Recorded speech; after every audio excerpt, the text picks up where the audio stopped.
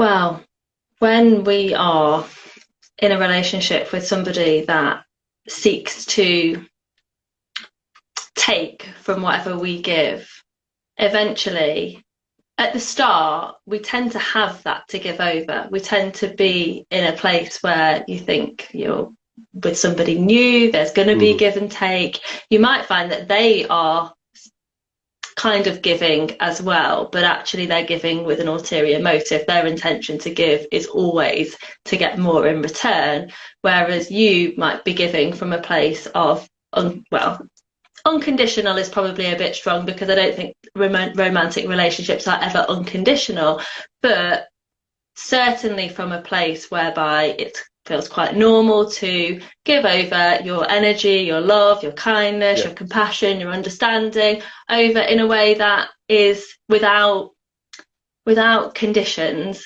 but not unconditional. Let's say that.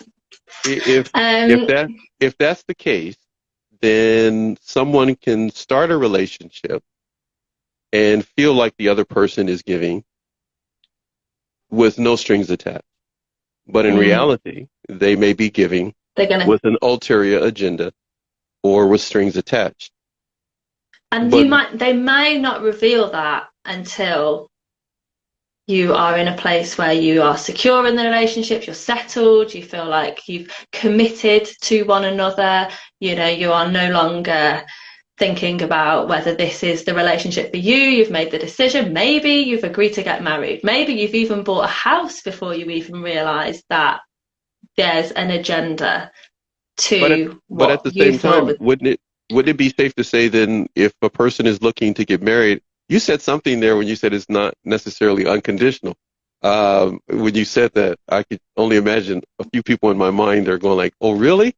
So we could be giving with the expectation, if it's marriage or maybe to have children in the future, Hmm. to have a house. So that's kind of true. That's true what you're saying then, that it could Yeah, possibly I be think that we not necessarily having strings attached as we may want to see it, but there may be some agenda on our part as well.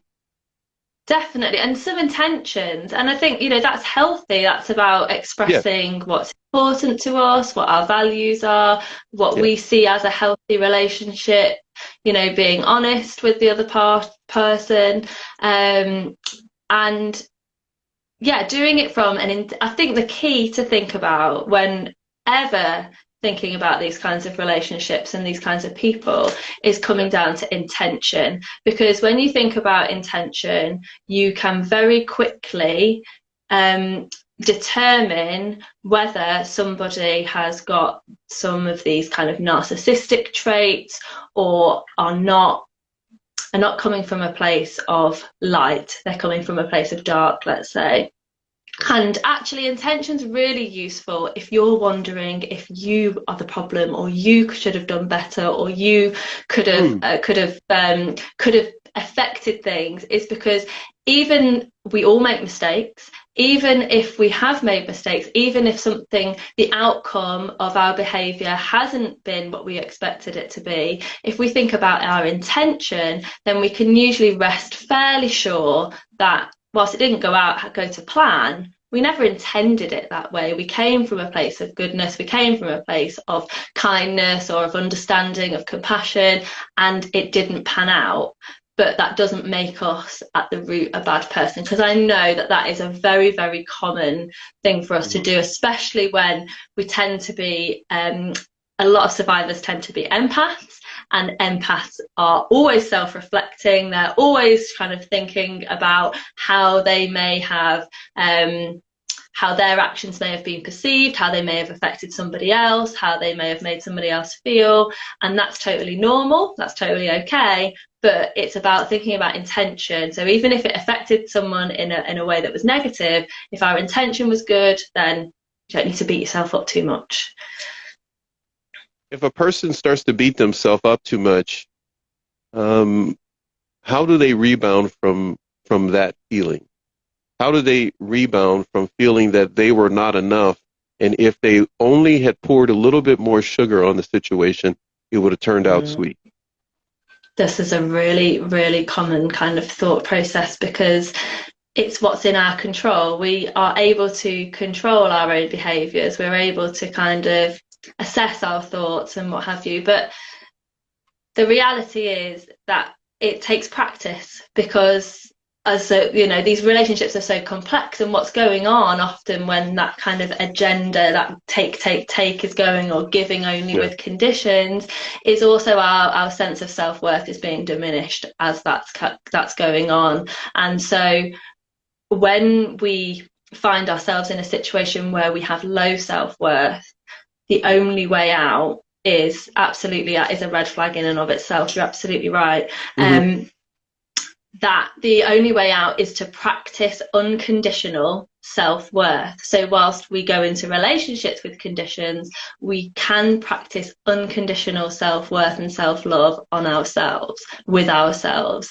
And often the first thing that we have to do is acknowledging that we are not perfect beings, that we make mistakes, that we grow, that we learn. And so much of Western culture, well, modern day culture, is all around achievements. It's around perfectionism. It's around being, a good, productive global citizen.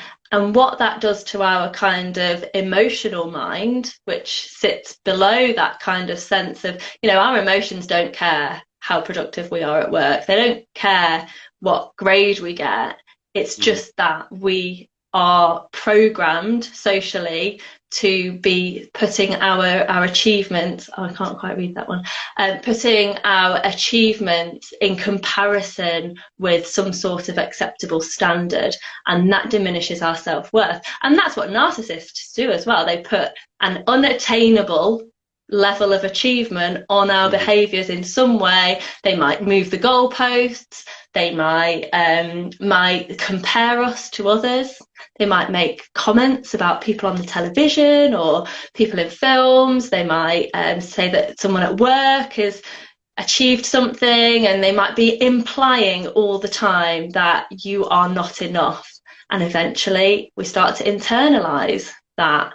And coming through that means that we need to reprogram our subconscious. We need to reprogram our thoughts and practice unconditional self-worth, because we're When all born enough. when we're doing the reprogramming, the reality may be that we were being treated that way before we ever met that person that we ended that relationship with. And that in Yeah. itself may be hard to swallow if it was our Mm, caregivers, if it was a sibling, if it was someone else in our formative years. But it also may be hard to swallow that we just chose incorrectly, and that absolutely. we did not choose the proper mate to deal with us, because, well, in many cases, people find out that they were better than that person they chose. They chose, at least Mm-hmm. in doing this show for 16, 17 months. That's what I hear so many people say when I do a show prep or talk to them later, that they come to find out that that side of them that chose that person was something they still needed to do self-care with. And Yeah, their absolutely. self-awareness was not good. But this is where you were talking about, don't beat yourself up over it. Don't, Absolutely, because it's it's, so normal. And, the people that I meet day in, day yeah, out, yeah, survivors, they have shared characteristics, yeah, and that's none true. of them are of weakness. None of No, them are no. of, not being able to see the good in people. We have such wonderful shared characteristics. And actually, part of the one of the most important things with healing is just turning all of those characteristics Yeah. inwards, because it's not the case that you don't know how to show them. It's not the case that you don't know what it looks like to show them, because you've probably been forgiving people all of your life. You've probably been very understanding of people. You've probably been Hmm. showing excess kindness and compassion, at Yeah. the expense of your own kind of cup being full. But actually it's doing all of those things and just flipping them inwards, which is where we start with the self-worth, where we start with increasing the self-worth. Your program addresses all of those areas in that Yeah, aspect. yeah. the Break the Bond program is kind of, it is split into two halves. So the first half, which runs up from now until Christmas, is all about breaking the bond, doing some of that subconscious reprogramming, working on some of these kind of mindset shifts, and practicing things like generating unconditional self-worth. In fact, it's the first thing that we do in the program is unconditional self-worth, because it does take practice. It does feel uncomfortable at first to take the steps to start to show yourself this unconditional self-worth. It feels awkward. It feels uncomfortable because, like you say, for many, pretty much all of us, these are beliefs and thoughts that have been programmed since we were very, very young. And so it's consistent, like the trauma bond is formed over with consistent behaviors over a period of time. This is the same with any sort of mindset that we find ourselves in. I love the fact that you're saying that, because very similar to what someone was just highlighting to me about narcissistic abuse. I never thought of it. Even the way you're describing it right now, you say it in such a beautiful way, that there may be something in the past that has got us up to that moment in time. And if we don't necessarily deal with that, then we're going to end up in the same type of situation again. I think from a spiritual point of view, we can think about it in terms of the language like soul connections, about karmic partners, about kindred spirits, twin flames, soulmates, that often in the kind of the rhetoric that's around soulmate is as though it's a life partner. It's somebody that comes in for life and stays forever. But really, soulmates are about people that we connect with, that are there to help us to heal, to grow, to educate, to learn something from. And that can be in any kind of relationship, any kind of interaction we have with a person. And when it comes to a narcissist, often it is that kind of, for many people, they can find comfort and some way through in thinking of it as a kind of a connection that we needed to make, that our souls needed to make, so that we could then move into the next phase, the next growth, the next expansion. Do you feel that that's what happened in your life? Definitely. How so? I shall tell you a little story about me. So when I was quite young, I had wait a minute now. You're still quite young. Come on now. Okay, so when I was like Come on now. 11 or 12, something like that. Right. So young, like a child. About 12 years. About 12 years. Child. Yeah, about 12 years ago. I probably thought I was going on 21, but no, I was definitely 11 or 12. And I had I think what you could describe as a premonition about my life. I think the more I've got in touch with my intuition, the more I can understand it. But at the time, it was a premonition. It wasn't really a dream, but it was something that I had where I just had this overwhelming sense that I wouldn't live to an old age. And so I remember talking to my parents about it and my sister and saying, I've just got this feeling that something happens and it's around 30 years old. I couldn't, and they were, the conversation was very much like, well, you can't know that. That's very morbid. Why would you think like that? And I said, it wasn't something I was scared of, but I was very conscious that I'd had this kind of moment where I thought, I just don't think I'm going to live much past 30. It was like, I didn't know how far, but it was much past 30. I just remember that. And in a way, it informed a lot of my decisions growing up, because I still have the attitude of, try something once, live each day as if it's your last, live for the moment. And it has led me to some places which aren't necessarily, haven't been great choices, but have taught me things, and I feel like I've garnered wisdom from. But when I did turn 30, my sister said to me, do you remember what you used to say? Do you remember what you used to say when we were kids? You said you weren't going to live like much. You said you were going to die young. She kept saying it to me, and I said, and at the time I was in my no. At the time I was in the Beautiful, relationship with beautiful my sister. Beautiful sister. Is she here today? I just yeah. want to. She's looking after the little one, so Oh, she's okay. good. Beautiful But sister. she Okay. was coming from a place of, what, do you still feel like that? Do you still feel Of course. so Hmm. adamantly sure that you aren't going to live much past 30? And I really dismissed the conversation at the time. I was in the relationship with my narcissistic ex. Everything was very all consuming, and I was really living in a fog when I look back now. I didn't think much past the end of the day because I didn't know what each day held, because I was living on eggshells. So the idea that I would think about how far I would, I hadn't ever given it thought for a long time. And so yeah, my 30th birthday went and came and went. And then I left. When I escaped from him, when I fled that day, I remember in my parents' spare bedroom, in the bed at night, and I remember, and it just came to me, I thought, well, you've always thought you wouldn't live very much past 30, and I was 32. And I didn't know if it was because, and I'll be honest, at the time, I didn't know if it was because I didn't think I was going to be able to live, whether I was going to be able to cope with it, whether I should be alive, all of those really quite dark thoughts were going through my mind. And then I had an alternative thought, an alternative perspective, and I thought, well, what if it isn't a physical death that happens just after 30?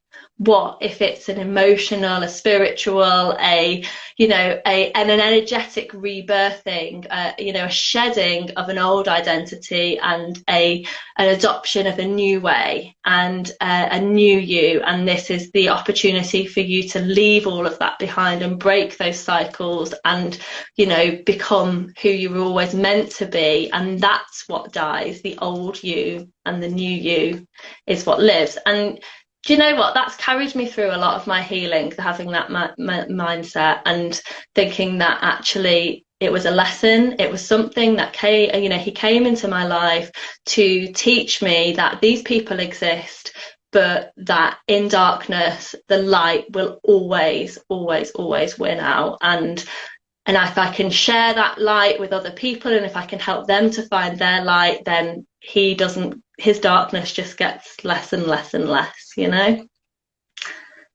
We've You weren't never expecting that we've story when you asked that no, hey, question. no, no. Hey, listen, come on now. You should know. I expect anything.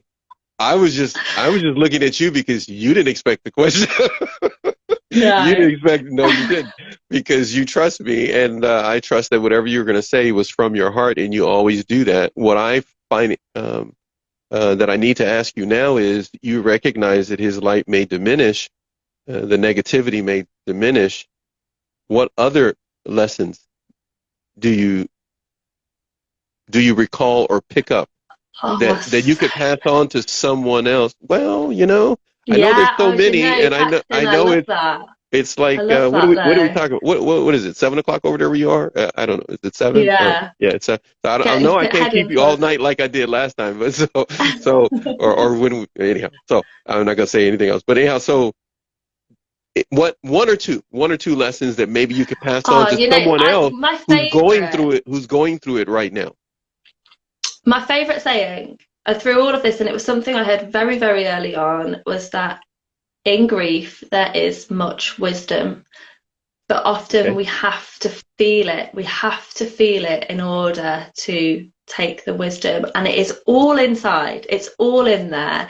But the resistance, when we're resisting what we're going through, Hmm. we are stopping that wisdom from coming out. And we all have special gifts that, an ability to survive, because we're still stood here, sat here, breathing. We are Hmm. survivors, Hmm. and all that we need is locked inside us, and it really is just finding the key and opening it. And I just, be curious. Don't take yourself so seriously, and that isn't to undermine or minimize what we've been through, because it is awful and we should never have had to go through it. Nobody should ever be subjected to abuse. It's just not okay.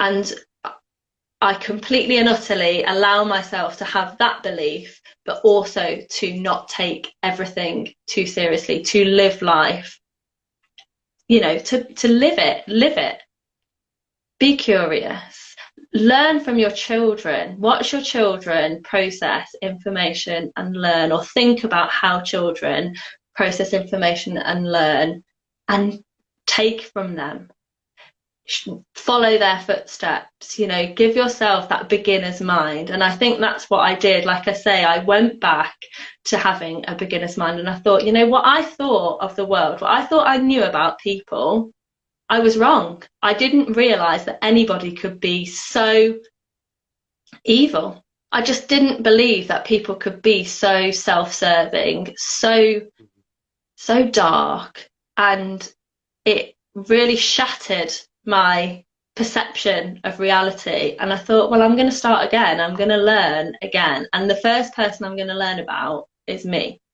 First person I'm going to get to know is me, and I'm going to learn how to be authentic and be okay with being me.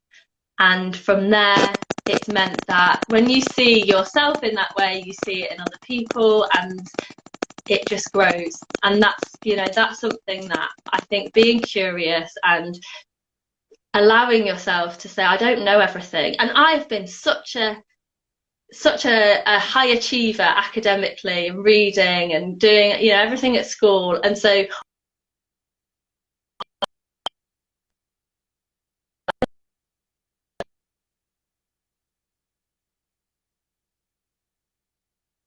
Hopefully we have her back in a moment if we have some buffering, or at least some buffering on my end.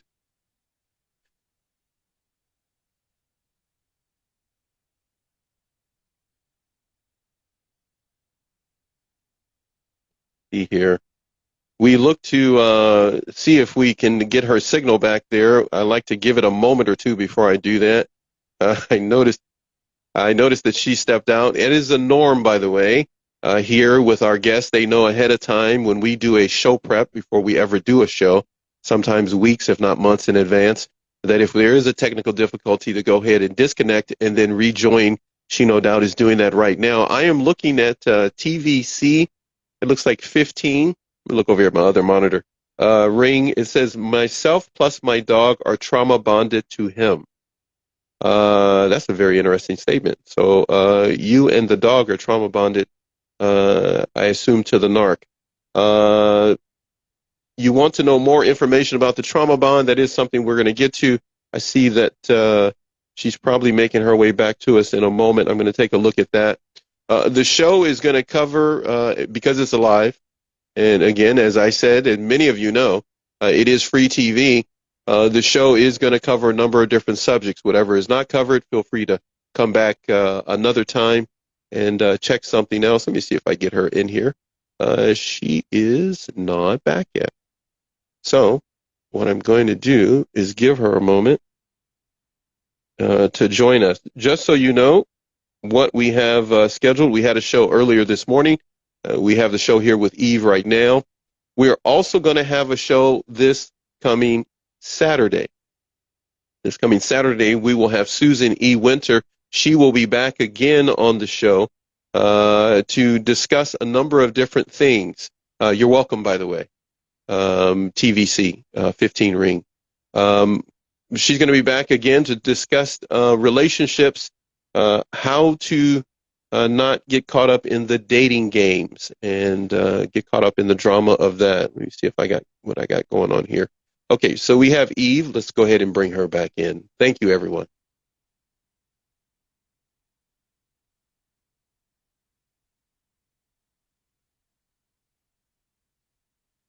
hello. How are you, my dear friend? Long time no see. I don't know what happened then. It started to give some noise and started to act funny in my ear, and then the next thing I know, it was Oh, gone. But hey, you really? know what? That happens, in almost 400 and some odd episodes here, things like that happen, and we bounced back. You were discussing what actually are some of the things that you picked up from that relationship and how to navigate. I want to read something to you, and then we're going to go from there.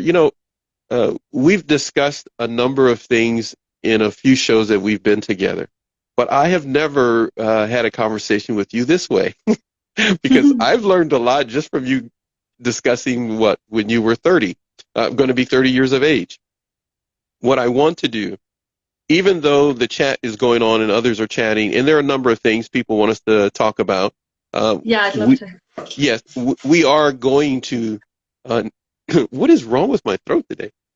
We are going to navigate around your Instagram page, and then we'll talk more about some other things. The trauma bond is all a part of that because you're really describing how to bring about a change from the trauma bond by discussing your own personal life. Some people Yeah. want to know about it, and many want to discuss it, and we're going to do it this way. And many people wanted to hear you do what you just did. Talk about your life. There's that noise again. Can you hear it? No, I can't hear anything. I have no idea what that is, but we're going to find out in just a second. All right, so here we go. Can you still hear me? Yeah. Okay. All right. I have no idea what that was a moment ago. All right. Despite knowing that the way they treat you causes you pain, being told to move on, stop fixating, focus on yourself, and allow time to pass does little to alleviate the sense of confusion and bring you home to yourself. This is what you wrote. Oh, I think Losing. people can hear it there. And hang on, is it a problem? The Well, let me comments are see. saying they can hear it. I know I heard it too. Feel free to let us know, Danny, if you still hear Okay. it, because for some reason I don't hear it now. But for some reason I heard it just a moment ago. And last time that happened, next thing I know, you were gone. So long as we'll just keep going. So Danny, just let me know if you hear it. Oh, it says Yeah, it's okay. yeah, that's what Okay, I thought. we're good. I have no That's good. idea. Yeah. All right. So here we go. Losing touch with reality is actually your body trying to communicate with you in a way that you may not understand, is what you write. It's trying Mm, to give you what you need in a way that doesn't always mentally and sociologically make sense, or psychologically, I think that's what you meant to put there. So when it comes to our body trying to tell us something and trying to break the trauma bond, it may not make sense.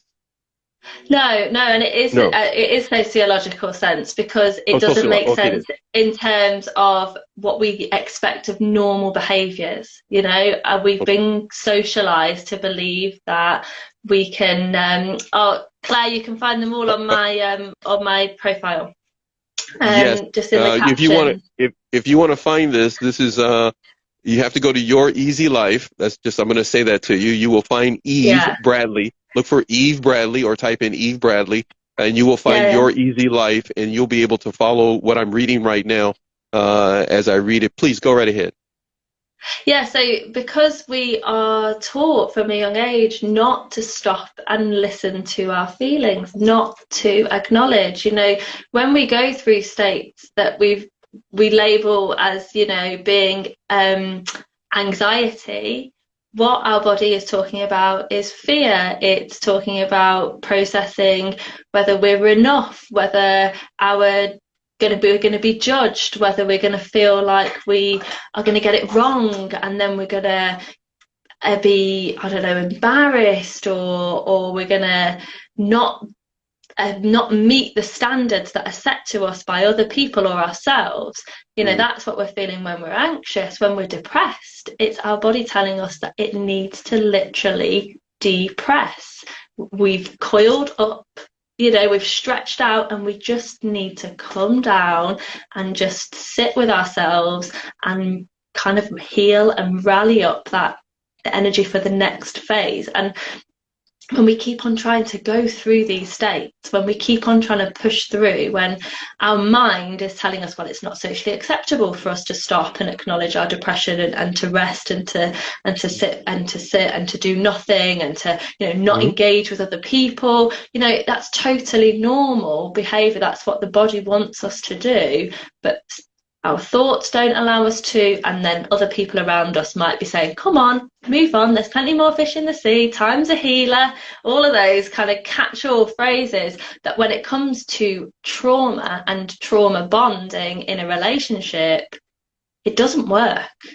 You can't, all that happens is that you get into this self narrative of, I should be better now, but I don't know how to be better now, but I should be better now. I don't know how to be better now. I should, and more time passes and you end up very stuck with all consuming thoughts. You might think about somebody that hasn't been in your life for many years. You might find yourself thinking about them all the time.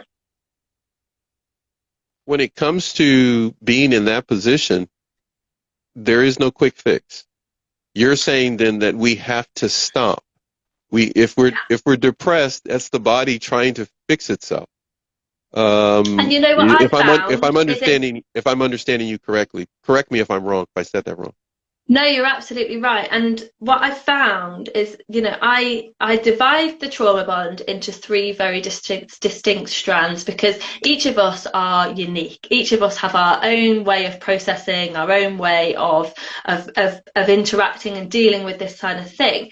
And basically the three ways that I've identified are the energetic connection, which is that kind of spiritual, that soulmate, that sense that we're destined to be together. This is my one chance at love, and it's gone, and I'm never going to get that opportunity again. I'm never going to feel it again. That's that energetic sense. The physical sense, which I spoke about on the last one, so I won't go into full details, is about the chemistry. It's about this addiction that happens.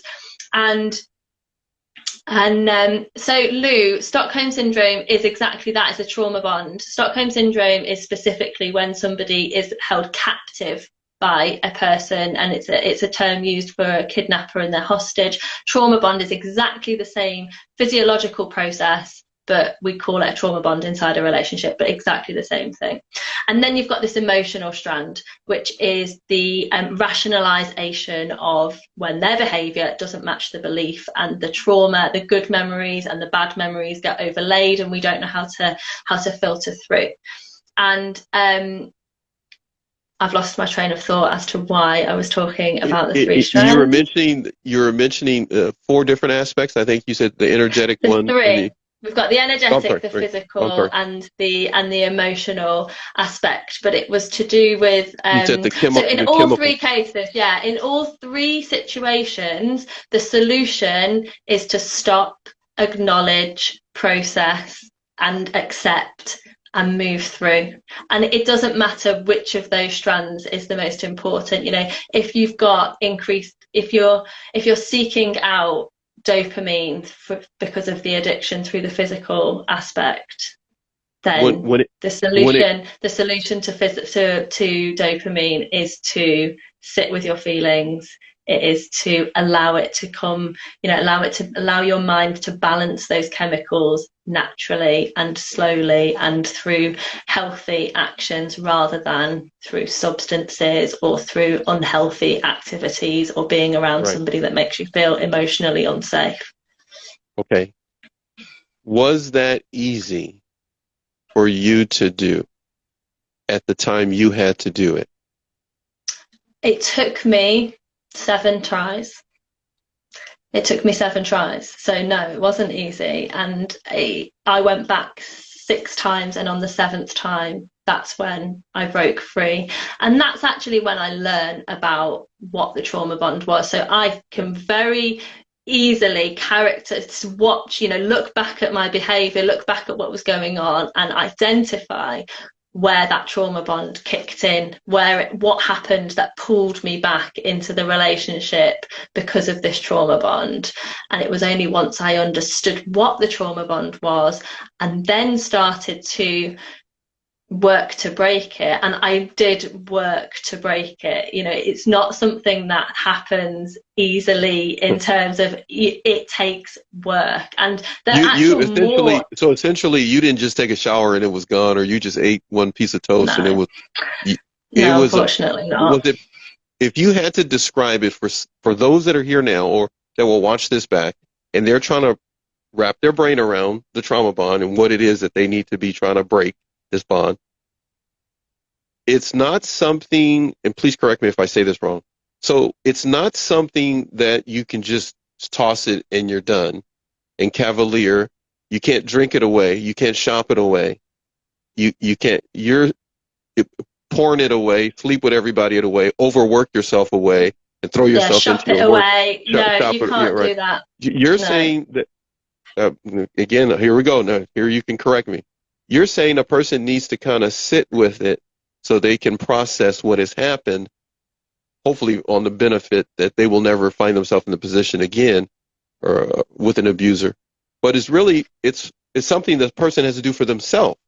Even Yeah, if others are absolutely. saying, "Hey, And come on, get out of bed, let's just go," yeah, they may need to reflect and rest. they If need I to get you right. focus in on it. Yeah, absolutely. And Yeah. focus and take Okay. intentional action to break Okay. it. Because, whilst all that's happening, we can then start to utilize and work with our own makeup and working with our subconscious to reprogram the beliefs to communicate our desire to break the habits, which are essentially what we're in, is a cycle of habit that wants to draw us back into the situation that actually, ironically, our subconscious Hmm. is familiar with and therefore thinks is Yes. safe.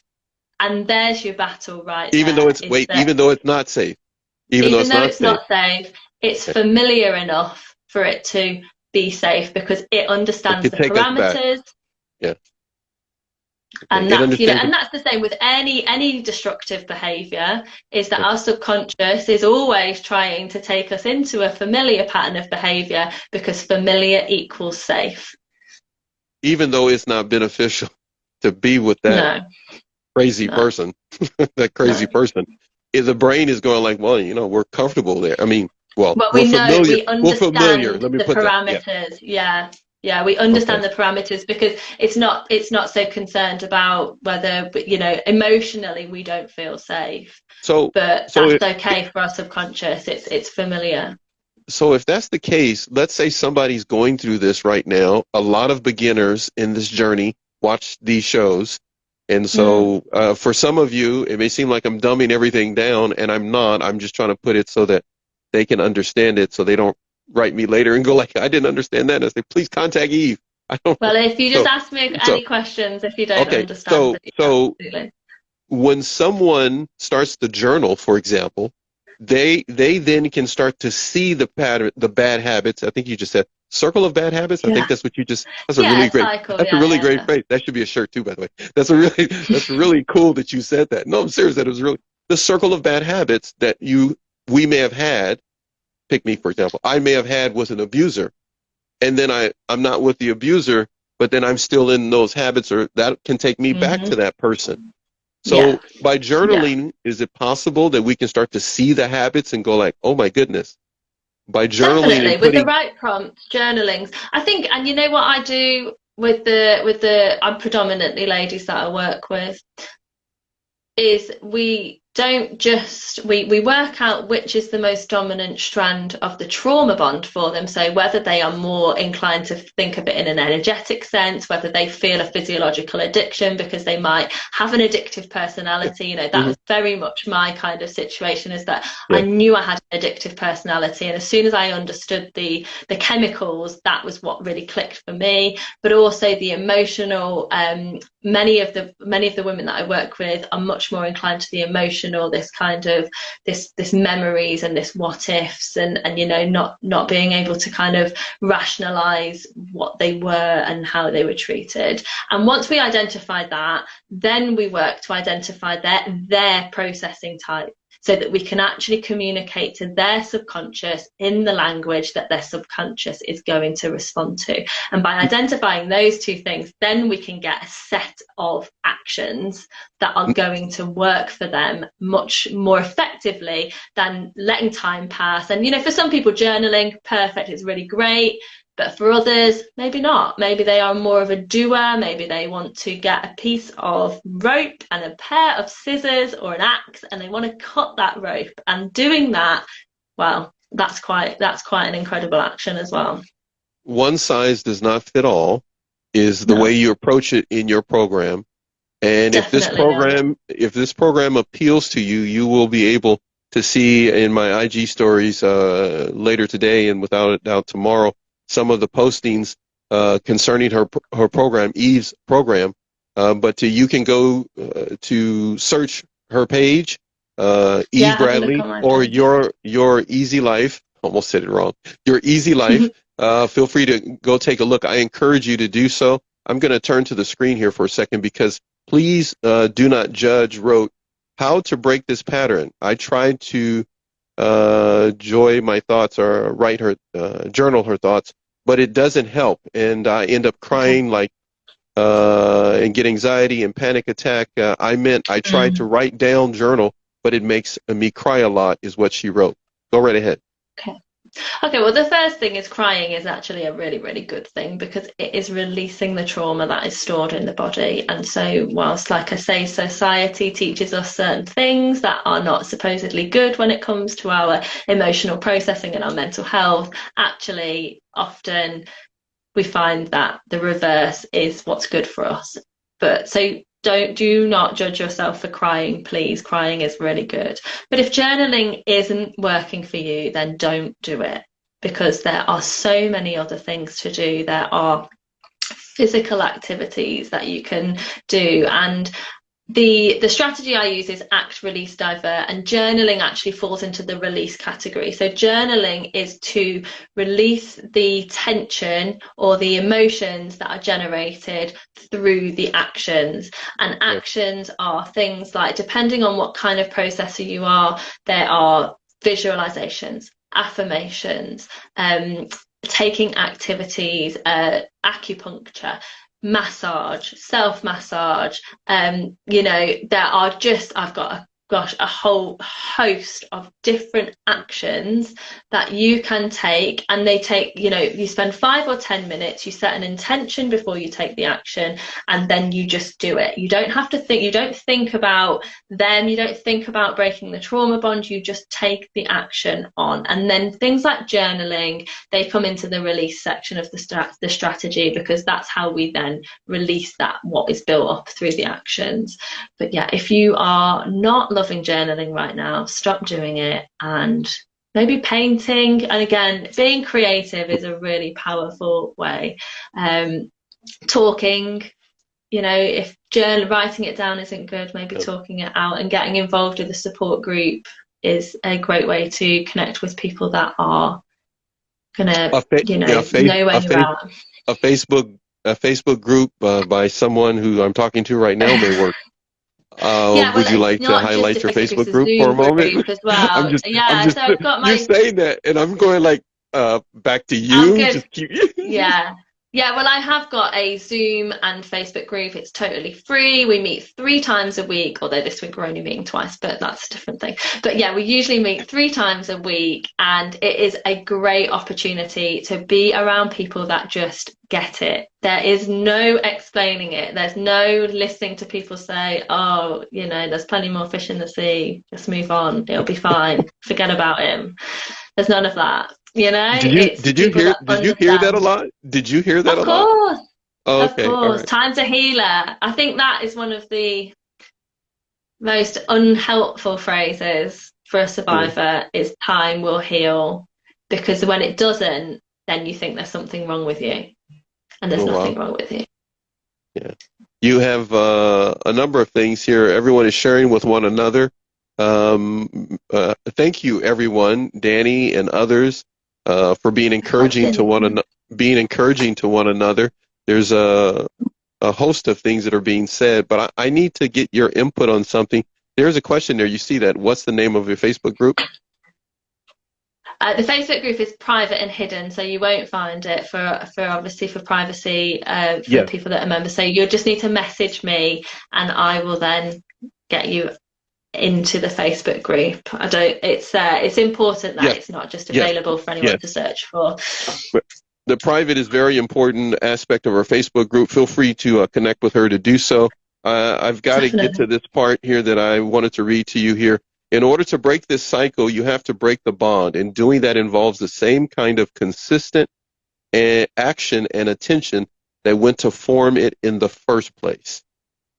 It requires breaking habits, is what you write, gaining new Mhm. knowledge and unlearning those limiting beliefs that keep your subconscious sabotaging your attempt to break free. sabotaging your attempt. The subconscious will sabotage your Yeah. attempt to break free.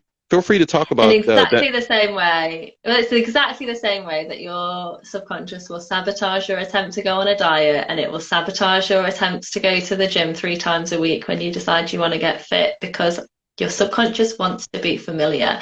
It wants to stay familiar. It's inside your comfort zone, and don't know if I'm going to deliver this right, but I heard a great phrase the other day about how, learning happens outside of your comfort zone, and inside your learning zone there is no comfort, something along those That lines. that sounded um pretty good. That sounded pretty good. yeah, and it is that's why I talked about being curious and being, willing to learn new things, but also to feel uncomfortable, because you will not when we step out of our comfort zone, we just make more space, and then we fill that space. But if we stay inside our comfort zone, we're going to feel restricted, and that isn't there's no growth when you feel restricted.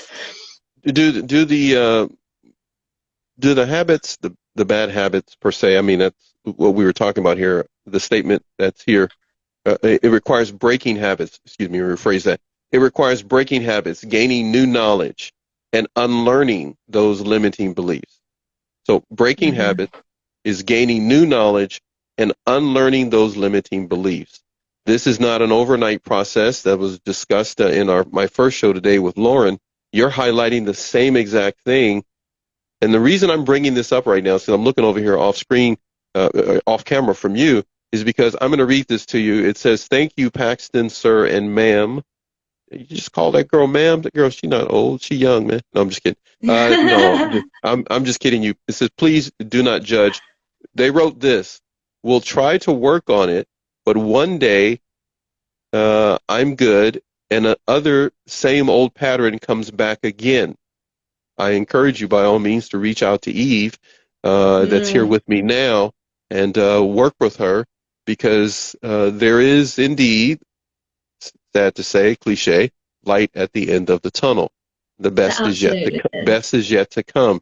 But in the process, um, there is a process.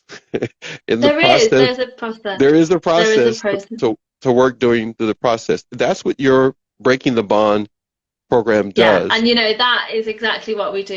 We work to break the habits, and actually, some of the habits are not necessarily related to the relationship, but they might be habits or cycles that you find yourself in that aren't aligned to who you truly are, and they are clouding you and they're affecting your day to day. And when you break habits that are not aligned, you open up so much space, and space always gets filled, and we can start to choose what to fill that space with when we're free from those cords that are binding us, things like those trauma bonds and those toxic cycles.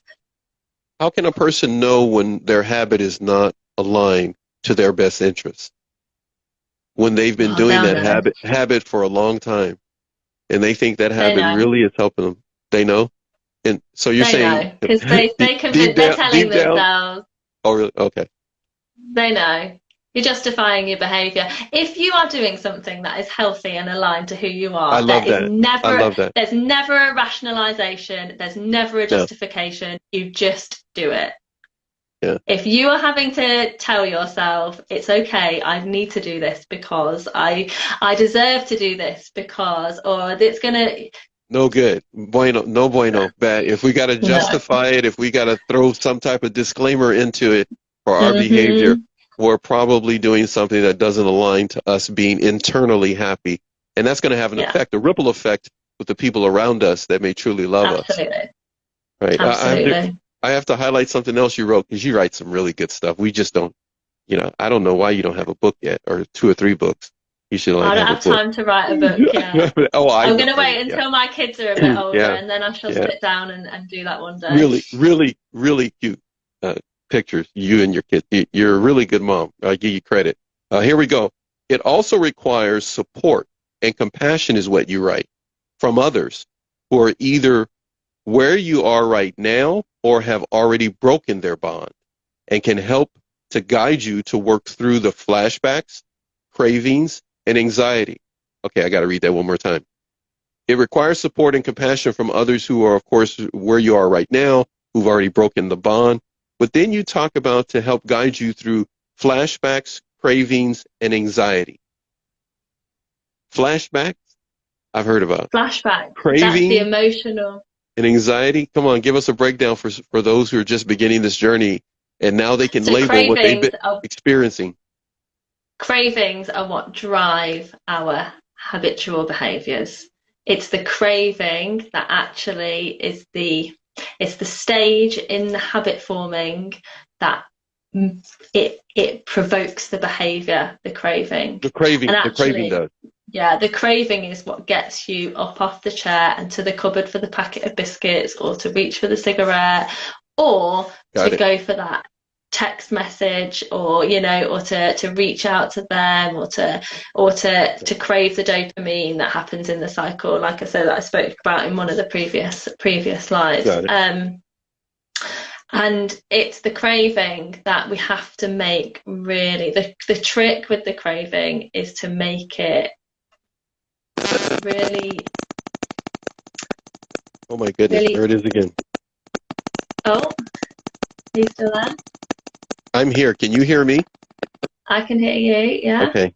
I don't know where that noise came again. I'm sorry. Go ahead. I can't hear a noise. Okay. Yeah, we have to make the craving really. I've lost the word. Like undesirable. We've got to make it difficult. We've got to make it difficult to get. Difficult. We've got to make it. We've got to make it. Something that isn't going to. We've got to make it difficult, for one. We've got to make it difficult for us to be able to actually satisfy the craving, because often our subconscious doesn't like to do a lot of work. So don't have an entire cupboard. Don't have a full cupboard of biscuits. Then get rid of the biscuits. Exactly. Get rid of the biscuits. We have to abhor. And if it's your phone, put it in a drawer. Put it in a box. I know somebody that has put their phone in the box at the bottom of the garden, and just gone and checked it for every hour. Really? In case they need to. Yeah, because it's about making it difficult, about breaking that cycle. I like that. And I tell you what, you only need to do that for one day for your subconscious to sit up and take note. Really? And then it's going like, oh, so you don't want us to do that anymore, and it'll shift. Yeah. Really. And the important thing with your subconscious is that it really does exist on a time lag. So you will do something, and because you don't get instant sense, oh, well, that's not worked, I'm not doing it again. You let that subconscious, let it integrate, let that subconscious translate the message that you have sent to it, because it doesn't speak language, doesn't speak English or Spanish or French or German. It speaks emotion, it speaks feeling, it speaks intention. So you let it translate what you've done, let it translate those actions, and then you start to see the differences. So I would have to give it time to process what I just did. Yeah, and that's why you'll find people telling you to be patient all the time, and it might seem unhelpful, but it is what we mean. Be patient. It might seem unhelpful. You have to. So I would have to be patient when someone's telling me to be patient, because they're really helping me. Yeah. In my brain to process it. Okay. You are. Oh man. Can we? Everybody's hearing us here. We're all good. Arlene from Montebello is back in the house from our previous show. Thank you. I'm reading everybody here. Lou says, I had no support because my tormentor drove all my friends and family away. He had relationships with my friends. Oh, gosh. That's really, really tough. And the isolation is so difficult. And I had no friends when I left. I'd lost, and I'll be honest, I'd lost most of my friends through my marriage previously. And so by the time I had got out of that relationship with the narcissist, I had no one. And it took a long time for me to actually reach back out to friends and be able to explain where I'd been, why I'd been. I was so scared that they weren't going to receive me, they weren't going to be interested because I had been, well, just off the map completely for so long. And I think that's reassuring because I now have great relationships with some of my oldest friends again, Oh, and really? we Oh, meet okay. up Oh, absolutely because that's they're my good. old friends. And Okay. that it's very much, it was a very much a mindset thing for me. And yeah, my fears were very much That unfounded when it came to my friends. that's what I was going to ask you about that. Like Lou here is mentioning that this is isolation. You touched on it. Many Yeah. people are experiencing that, but again, they have to. Are are you saying then that a person needs to consider that they need to work on getting better first than giving so much energy into the lost friends, or it will, Definitely, or it absolutely. will take care of itself in time, or they'll get I'm a replaced. great I don't. believer that, the things happen in our lives. We're supported. I've lost you. Still You probably there? lost me for a minute. Can you Lost you? still hear me? Yeah, I've got you. Yes. Can you hear me? Okay. Yeah. Go ahead. You were saying. About the isolation, and one of the things that I'm a great believer that the right things happen at the right times in our healing journeys. We come across the right people, the right resource, the right program, the right person, the right comment at the right time. And if we go into it with that curiosity that I was talking about, and we explore why we might have found this person or read this post or this thing's popped up on our stories, then we can start to take a new perspective. We can start to kind of zoom out a bit. Yeah. And that was exactly the approach I took with my friends, is that I thought I will access support from people that get it before I try to get support from people that might not get it. And I really did throw myself into online community, and I have met, I mean, obviously I've got my own community Yeah. now, Of but course. even from Right. before that, I've met some people that are going to be friends for life. I have met new people, I've connected with new people, and it's incredible what, it has been in store for me and some of the people that I've met with. And, I talk about, like I say, those soul connections, those people that are meant to come into your life. And so, yeah, access the support, and the community of survivors are the most It's huge. welcoming, warm, Yeah. and Yeah. there's nobody is, well, I hope that people are not going to hurt anybody, and that you'll find people that are there for you, and Yeah. they're You're so you're so you, compassionate.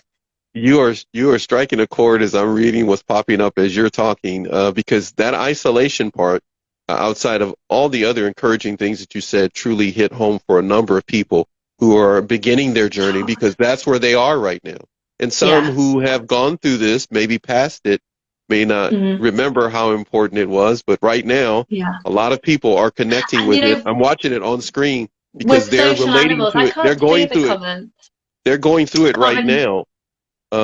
Isolation, even as Lou uh-huh. talked about. TVC 15 Rings says, my son won't come over or talk to me about it. People have had their conversations taped. Many have been pushed into isolation. Thank you, Danny, and others for encouraging one another while we're doing this. Deb D says, very isolated. So again, let's see here. Arlene And asked a it's question. interesting. Go Somebody's ahead. put there that they became an introvert, and I think it's interesting. I'm a total introvert. I absolutely love my own company. I am I'm sorry. I more am than laughing. happy. I am laughing at you I because know, you, you, because I don't you know, seem like it, yeah, do we I? did the Zoom live show and you're, you're an introvert. Okay, I go with that. I'm a total introvert. I'm totally happy, and I have to take, so isn't you because here we You're go. amazing. I You're amazing. You, you, But I you're, am an you're an extrovert when introvert. I am comfortable. I'm a Okay, total there we go. introvert. I'm completely and utterly happy to be at home. I much prefer to have big chunks. I work from home. I have big chunks of time on my own. But when I am Yes. around people that I have a Mm, good energetic match to, then I am, I can you're be a the social life and soul butterfly. of the party. You Absolutely. you pollinate Absolutely. everybody. Yes, you're good at it. No, I tried to sit back and look at the shows we had before, snippets of them, and everybody was clamoring to have you on, and I was going like, I see why. You're Oh, very bless you. connected. Oh, no, that's okay. You're gonna get me back. I'm quite sure in a second. Hopefully, we'll get you back there. Everybody, if you're still here, again, like, comment, share, follow. Like, comment, share, follow Eve Bradley and her Your Easy Life page. We are going in and out with her signal. Do you have me back by any chance? Hopefully, she'll get me back there. Um, by the way, Eve is a part of a panel of professionals that we have a live Zoom show. We've already done one show. There are two more shows coming up. You will be able to see her and a number of other professionals be a part of that show. If she continues to have a signal problem, and she read my mind, she will go out and come back in. Again, Eve is coming from the UK, so she's going to connect back with us. We've had two shows today. The first one was with Lauren. She also was from the UK. We're going to wait for Eve to come back. We see all of you have been a great support to one another during the show. Let me look over here at this bigger screen, make this a little bit bigger. Looking at everything that has been talked about, everyone's been very encouraging. You've isolated for so long that you have social anxiety. There's so many that have experienced these challenging situations, but I want you to know that by coming to Narcabuse TV network, you'll be able to find a number of people just like Eve that are a part of the show that will be able to give you some source of encouragement, will be able to provide you with a sense of understanding of what you're going through.